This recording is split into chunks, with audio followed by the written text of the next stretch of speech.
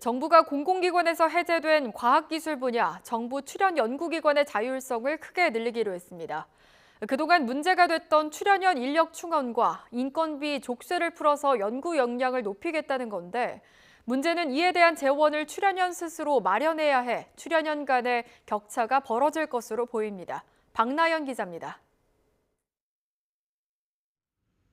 세계 최초 반도체 64메가 D램 개발, 2세대 이동통신 기술 CDMA 세계 최초 상용, 한국형 KTX 개발과 누리호, 스마트 원자로까지 그동안 우리나라 과학기술 발전에는 정부 출연 연구기관이 있었습니다. 하지만 빠르게 발전하는 과학기술과 달리 기관 운영 방식은 과거에 머물러 있고 출연연 사이에 칸막이도 존재해 제 역할을 다 하지 못한다는 비판도 있었습니다. 이에 정부가 변화하는 기술 환경에 유연하게 대응할 수 있도록 출연연의 자율성을 대폭 확대하기로 했습니다. 우선 연구 경쟁력 강화를 위해 필요한 인재를 자체적으로 충원할 수 있게 하고 기간제 직원은 채용 절차를 간소화하기로 했습니다. 국내외 우수 인재를 비공모 특채로 뽑을 수 있고 기관 예산으로 운영되는 연구 사업도 기관장 재량으로 중간에 세부 조정할 수 있습니다. 또 최근 기술 융복합으로 하나의 기술 분야를 한 개의 기관이 전담하기 어려워진 상황을 국가과학기술연구실로 타개한다는 전략입니다.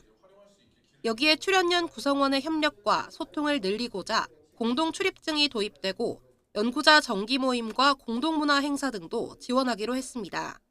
R&D 생태계 전환이라는 큰 과제 앞에 이번 방안이 소소해 보일 수 있습니다. 그러나 확실한 의지를 갖고 같은 방향으로 꾸준히 나아가겠습니다.